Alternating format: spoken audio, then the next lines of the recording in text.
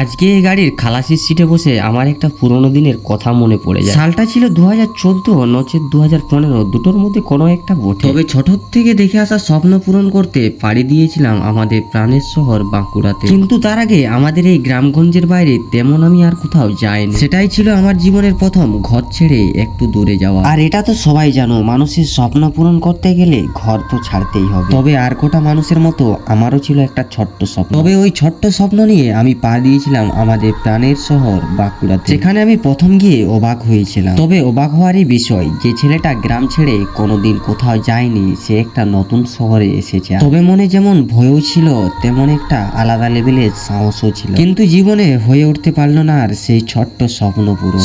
স্বপ্নই রয়ে গেল। 2 মাস পর বাড়ি ফিরলাম। তবে ওই ভাঙা মন নিয়ে বাড়ি ফিরতে আমার হাত ধরলো এই রাজমিস্ত্রি কাজ। আবার নতুন করে স্বপ্নের আলো ফুটে উঠলো। সেই স্বপ্নের আলো নিয়ে আজও বেঁচে আছি, সেই স্বপ্নের আলো নিয়ে আজও পথ চলছি।